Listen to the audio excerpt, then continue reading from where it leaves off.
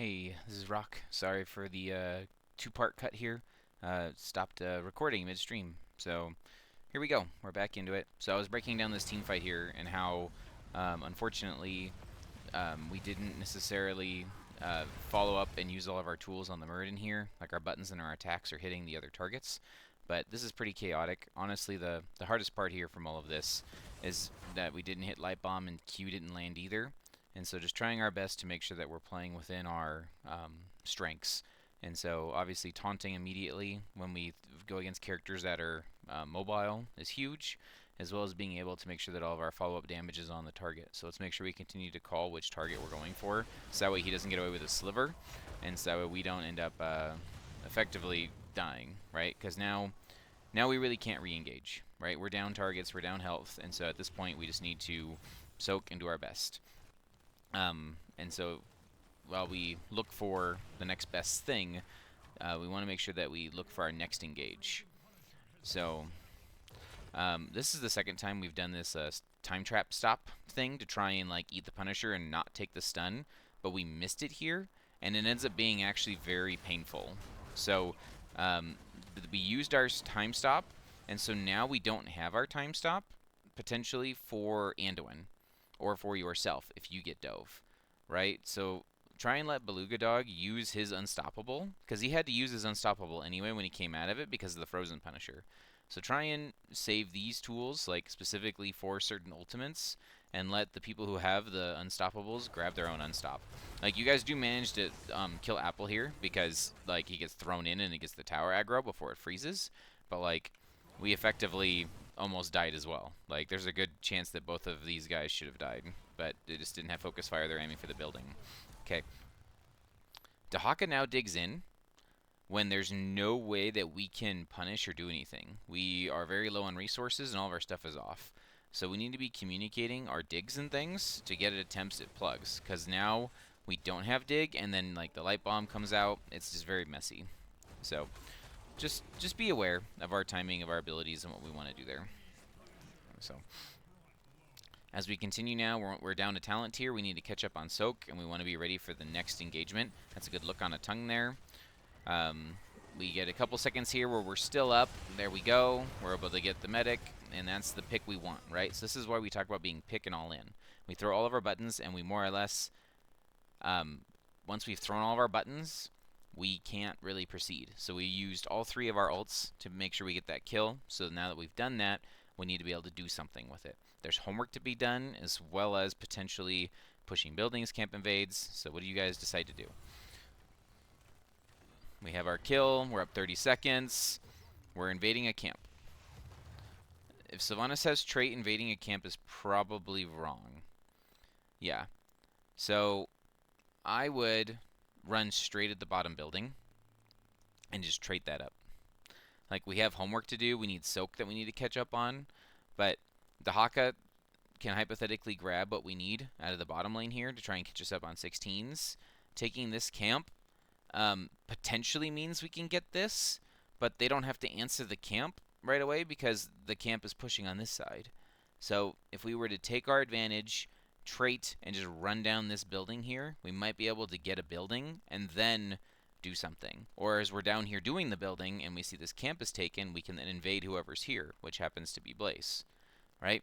So there's opportunities to do stuff on both sides of that. Alright, so we'll continue. So we decide we're going to look for a camp. We don't find anyone in the bush, but at least we're warding it and trying to find them. Oh, we found Blaze. Time stop. We're looking to kill Blaze. Oh, see, that's a little awkward. Unfortunate. Okay, so with our 33 seconds of dead time on a hero, we did not manage to get much done. Like, the camp was instantly cleared, and Blaze got the bottom camp. So, I don't know. We're catching up on XP. That's our next big goal. So let's make sure we get our XP in line and we can get stuff done. Oh boy. What's going on here? Okay. So we're clearing. We found Muradin. Okay, so now that we found him, we know where their team is. They're on that bottom side. We've danger pinged. Okay. We just hit 16s. Or just about to hit 16s. So, are we looking to fight?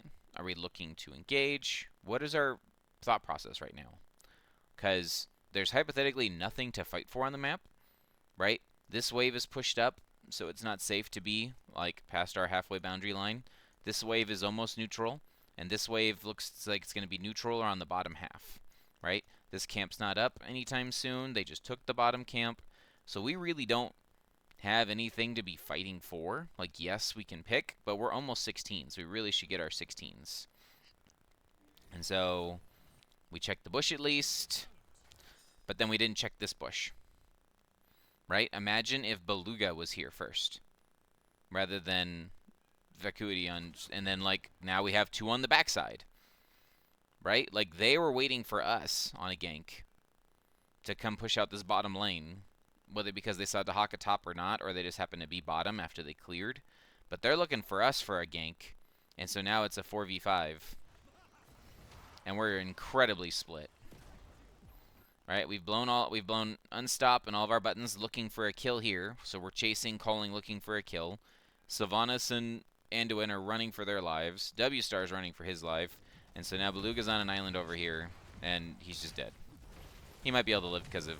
No, I was going to say, he might be able to live just because of, what's his face? Things. Just because he's Garrosh. But to me... Like, this is a calm breakdown or a bad call. Like, I don't get from here where we were going or what we were trying to accomplish down here. We're down in talent here. Dahaka doesn't have dig, right? Because he dug in. Oh, he does have dig. Okay, so I guess we could be trying to push something, but like Dahaka is clearing the lane, doing homework, right? And so if we're looking for an invade or looking for a fight or looking to force something like a pick, we don't want to be running into their whole team to do picks. We want one hero for a pick. And so we throw... I don't know if at that point we talked about that we realized that we're on an island here. But pretty much dead. And then because they tried to save you, Anduin dies too, or Chromie dies too, whoever that is, Anduin dies too.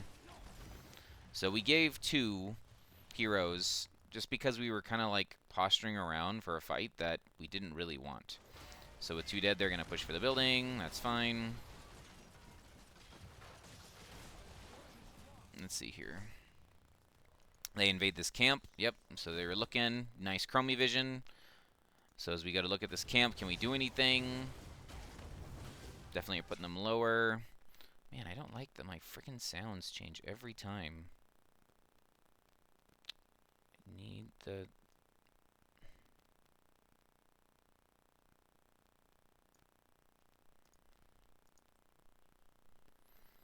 Okay. So the loop here, so this is good. This is part of our engage, right? We're able to make a loop happen and force an engage when they didn't know we had vision, right? And then X is here and able to potentially get a tongue here and make things happen too. So we went for an ISO and we missed. The follow-up should have probably just been on the loop. Let me get a tongue here. Yeah, let's redo this. Okay. Okay, we check for vision here. We loop the first target. Okay. W-Star calls loop. The next thing that should be called is tongue or no tongue. Right? There's no Garrosh here. There's no Anduin here. Right? This is a very dangerous fight in general. Down a player, down a healer. All that stuff. Can we make a pick happen? Because they're split and they shouldn't be here? Yes. But we have to overlap on our tools. Right? Like, we really need to be tonguing this loop when they land. Since there's no other CC. Either tonguing the loop or mind controlling the loop. Right? Mind control's on cooldown. So, because he's dead. Vol is 100% dead if this is a tongue here. Tongue, bowl him back. Instead, we're again taking a 5v4, right? And not able to actually complete the kill. And Anduin tries his best, saves 1. So, that's 2 fights now that we've taken that we didn't need to take, and that were forced and not in our favor. So, take those fights back. Right? Like, we're not down a talent tier still. and we're able to fight 5v5 for this shrine versus being stuck probably having to give or go all in on this shrine. So, little things, guys. You got this. So we do homework. We're going to go backdoor this building. You may need more help than just... Okay, good. Oh. Oh, what? Were we, like, very late to help this? Yeah, we're not together. Like, we rotated through vision to tell them we were coming down to bottom, which is fine. But, like, we need to have everybody here if we're going to go for this building. Because effectively, one Muradin shouldn't be enough to stop us. Right? Like, we back up here. Yes, this is danger. So we're like, okay, I acknowledge the Muradin. But, like, they 39 the shrine, and they brought their whole team with them. Like, what? So this is our opportunity, potentially, to take a 5v5 down talent tiers again. Or even talent tiers. And we've already used mind control, and they're getting the engage on us. So this is going to be really awkward. Pull W star, Vax dead. That's a good taunt, right? Like, you hit multiple people, but no one's going to live. So that's just really sad, right? Like, I think the idea that, like, hey, we're down players, we can't do anything, we might as well take a building, or we might as well push out the lanes and do stuff. Like, we can sneak this building if we're together. But we really weren't together to be able to hit it. We need, like, everybody's auto attacks on this building if we're going to commit to this. And then we also need either Dahaka or Garrosh to be watching that flank so we know to leave or get off the building. Or we need to be watching more carefully the Shrine minions, because they were at 30 and they held it at 39 and then came and dove you guys trying to answer this. So, I doubt you have Burrow, so you're probably dead. Okay. So now they will push because they don't need to do anything in the objective. The objective scales with time, so their objective is only going to get stronger. So they should at least take out the wall here. I don't think they get a keep. So I got the wall. Oh!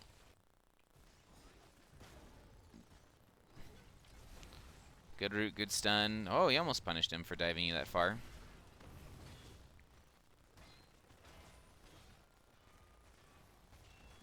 Okay.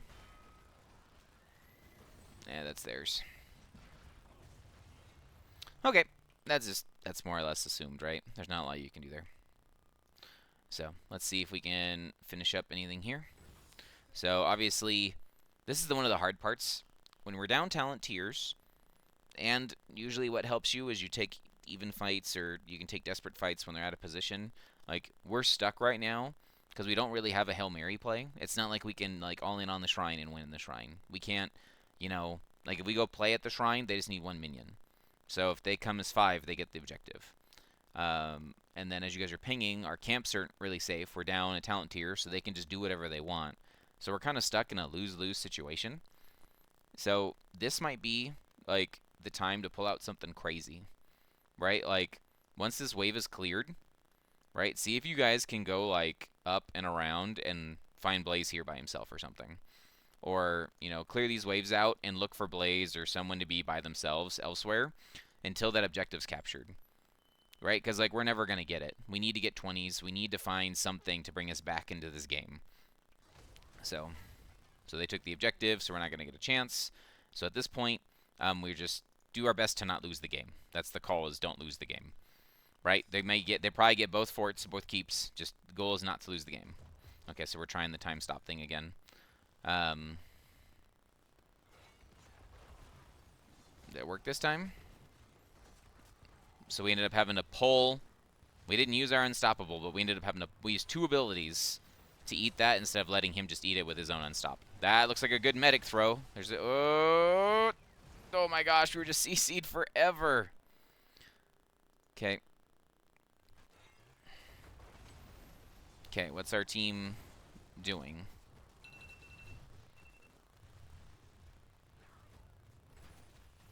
Okay. So the call like I said, I like this idea of going deep and trying to get the kill.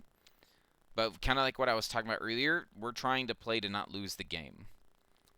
Right? Blaze isn't here. So I like that we're looking to pressure them because it's not a full 5v5. Right? But like look where X is. Right? If we like Muradin's already rooted. So if X was to land ISO on Muradin or tongue on Muradin, right? Like we might be able to kill Muradin as a team. The next Punisher is going to jump here in a couple seconds. So like diving this deep to try and get someone may not work where we want because of where our DPS and people are positioned. And so like, you know, it's like Vax sees it. Vax trying to mind control the Muradin. Right? But instead, we go deep. We do get the target, right? Well, it's not like we didn't catch who we wanted. So we caught the medic, but then like we just get stunned into oblivion and can't push any of our buttons. Right? Like the tongue comes out and we're able to hit medic, but like there's just nothing we can do. And then when the team tries to follow up, right, the Punisher jumps. This is just too much at one time. We can't do both.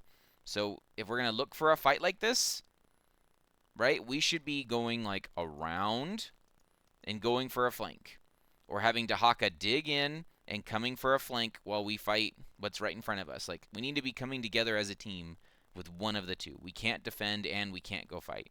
And since we split, we lose both. Do we lose 3? No, we're fine. Actually, Pyroblast scale's pretty high. Yep. Pyroblast has one of the best scaling ultimates in the game. So, yeah, that's probably game. So, unfortunate. Yeah, I think big picture, we clean up some of our fights and engages, and we will do just fine, as well as trying to define and play towards our win condition. So if we are playing as pick, right, meaning that we're looking for 1 kill off of taunt, 1 kill off of loop, 1 kill off of mind control, perfect. Get our kill, back up, re-engage. If we're going to be playing all in, where we're wombo comboing off of taunt or off of light bomb or whatever, then we need to be drafting heroes that can burst things off of the wombo, because very few kills happened off of a taunt. And if you're not getting kills off of Garrosh's taunt, a lot of the time people will say, why did you pick Garrosh? Yeah. So let's quickly do talents. So first things first, Sylvanas. So you ended up going Remorseless and Life Drain, right? So this should have really been AAs on 1. This gives you your percent damage and works with all of these talents. Continue to practice making sure that you have 3 stacks of Banshee's Curse before you push any of your buttons on a target. And then, yes, this is the wave clear. So you were the wave clear for your team by picking both of those. So, yeah. And then if you... This is for, like, poke damage. You know what I mean? Like, to be able to, like, trade and duel people. If you think that you're going to be CC'd to death, Will of Forsaken's never bad. I have not found tons of value in Withering Fire, but I just because the Unstoppable is so good. So, yeah, especially if you're planning on taking this talent at level 1, this really should be AAs too, because this scales off of the damage done. So, alright, Command Necromy. So, review, multiple traps, Dragon, timeout, QQ. Yeah, that's fine. I'm used to seeing if people want. You don't have to match the pictures, obviously. Having the additional slow is huge. But with your team's damage structure, a lot of your targets you're going to be hitting are going to be stunned, rooted, or slowed. So a proper greeting potentially is just more damage. But obviously it just depends if your team's following up on tongues, roots, slows, etc.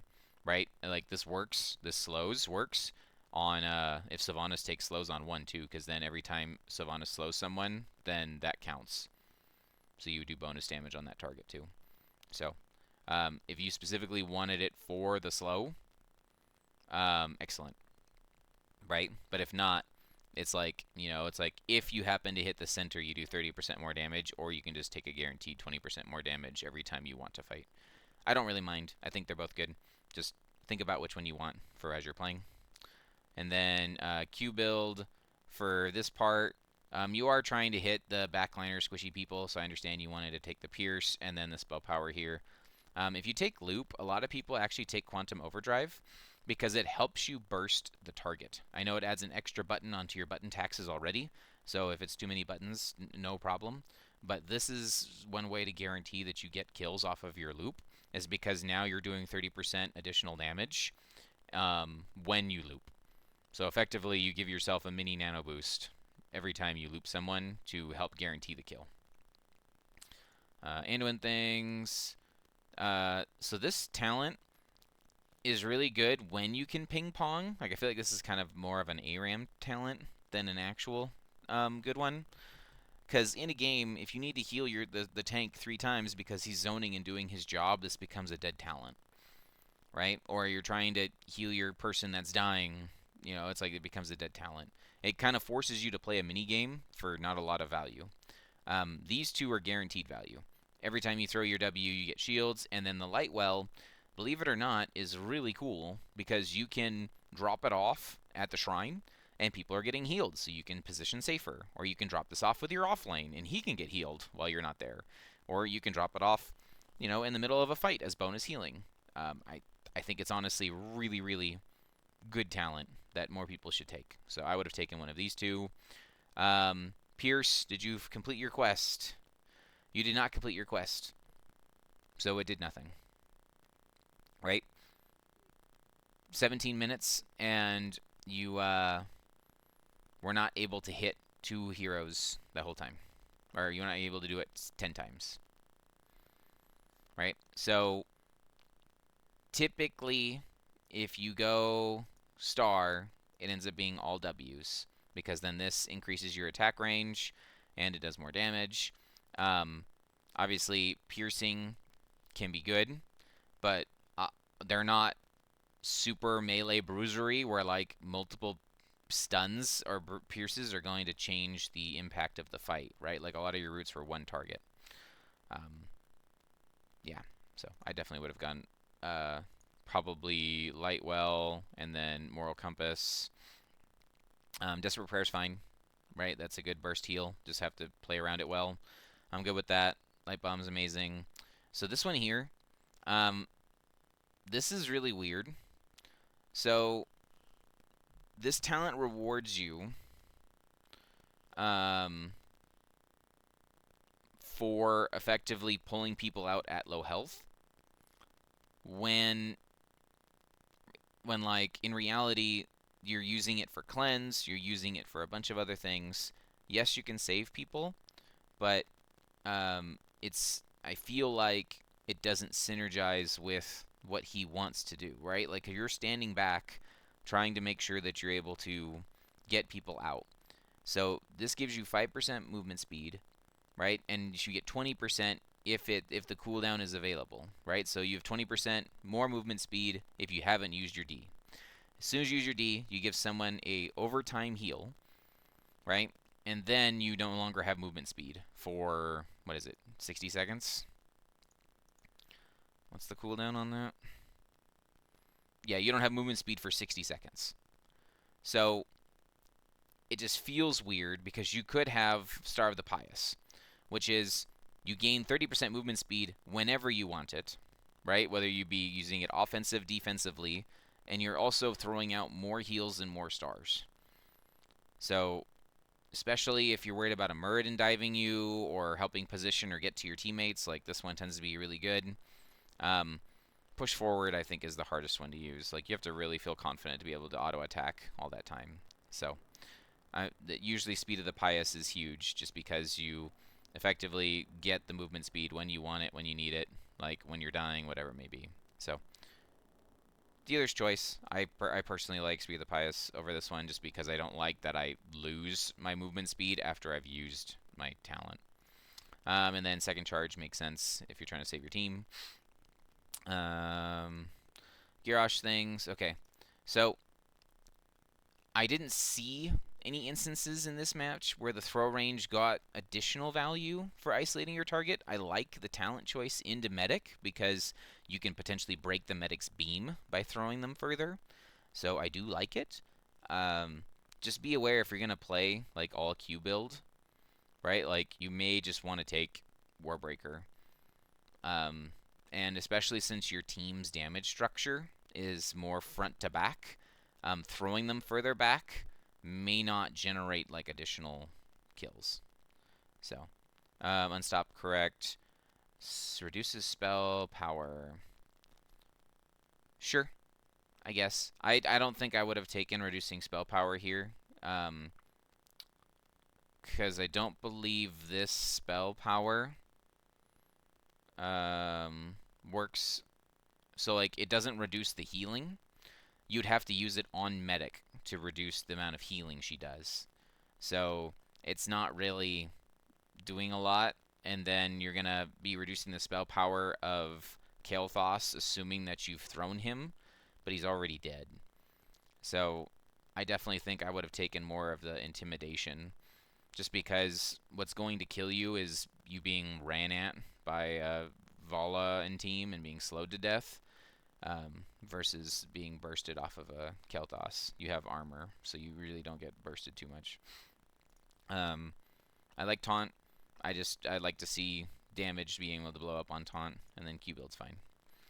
So, and then Sylvanas thing, or sorry, Dahaka thing. So we didn't do Dahaka yet. So movement speed. Yep, that'll be good to help you double soak. Yep, talent's broken. Yep, yep. So on this talent, I always have to look and ask, does someone on our team have armor reduction or armor strip? If we're playing pick as a composition, someone on the team has to take the armor reduction talent. It doesn't have to be specifically Dahaka, but someone needs to take armor reduction because that is one of the most effective ways to help you get picks. And so Sylvanas has the choice, right, which is 25 armor, and it can spread to others for 10 more. Or Dahaka has it, which is 15%. Or sorry, has the armor one here, and his is 10%, right? So I think I personally would have, knowing that we're playing pick, said, hey, Sylvanas, like, you need to take armor reduction, so that way, I can do more slows and try and be more active and more participating in the fight. But either way, just if you're playing pick, someone needs to take armor strip, and no one on our team did. So, and then tunneling claws, good. It's always elongated tongue or tunneling claws. Depends on the matchup. Depends who you're playing into. I love tunneling claws. They can make some cool playmaking, especially with Liquor Strain. And then sometimes this elongated tongue just makes plays. People don't expect a long tongue, and you're able to do a lot of work. So don't be afraid to take the tongue talent too. And then I already grilled back for a while, but I think in this particular game I would have gone Overwhelming Affliction. Yes, Wave Clear build, Mind Control. If we're playing pick, if you're playing all-in wombo combo, Welling Arrow could have been really good, just to make sure that's the AoE damage, right? You're hitting AoE clumps, AoE targets. And then if you are not the armor rip, then Remorseless into Life Drain is fine. I think you should have been the armor rip for your team, so I would have taken Cold Embrace and then probably taken Will of the Forsaken, as they have 5 stuns. So making sure that you can use your E out, or making sure that you can dodge skill shots would be huge. So I think that's really all I got. I just want to quickly jump into try mode and show the damage output difference for being able to correctly stagger your buttons as you fight. Because one of the things that does happen often as Sylvanas is we get panicked and we throw all of our buttons, and so we're not able to do our maximum amount of damage. So if we, assuming heroes will load quickly, as we do that, I want to make sure that you can see, even at level 1, gosh dang it, I hate heroes sometimes. Come on.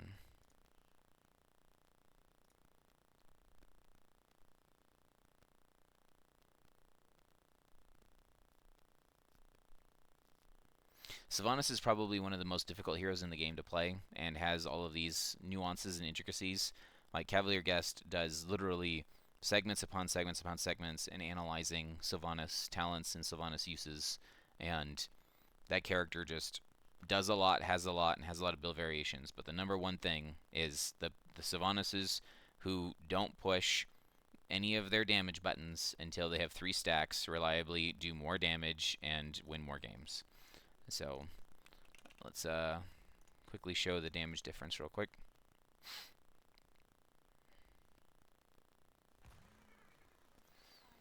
So Banshee's Curse, right? So I'm going to take it just that way I can show the damage difference.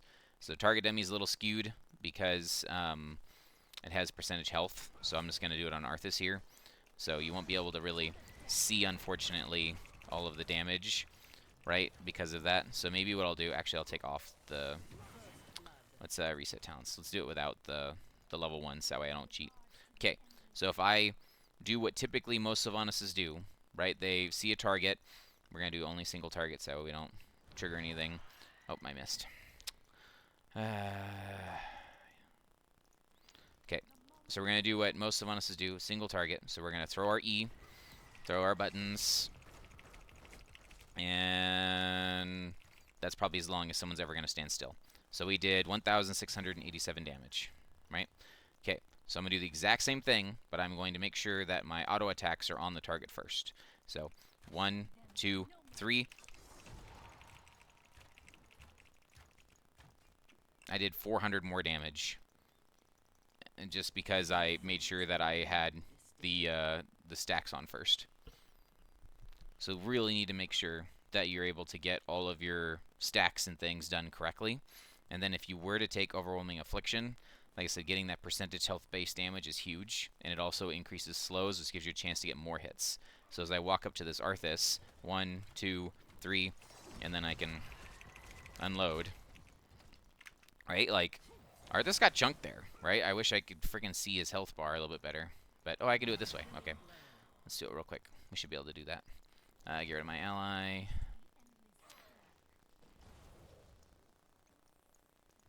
So, with the level 1 talent and all of our buttons up, okay, we can see Arthas is practically full health. So, 1, 2, 3. So in that little burst window, I did just under, or just over, almost 2,000 damage. Now he's taking some of that too, but that's with the percentage health damage, right? So if we take off that talent, and then I'll just kill him real quick again. Okay, and then cooldowns, bring him back out. So even with him, without the level 1 talent, you can see how much damage we do here. 1, 2, 3. Right? So we get about a quarter of his HP, so that's almost under 1,000 damage done for pushing our buttons in the right order. So definitely as you're playing Sylvanas, try your best to make sure that you've got 3 stacks on before you push any of your buttons to hit the target. And you can also see how much more burst you get, especially in front-to-back tanky types when you're taking that level 1 talent. Right? So I'm going to do the same thing here. 1, 2, 3. Obviously it's a little cheating because the tower's here. He hasn't been hit by the tower though yet. And I did, 3/4 of his health with him standing still. So, alright. That's it for this one. Good luck, guys. See you on the next one.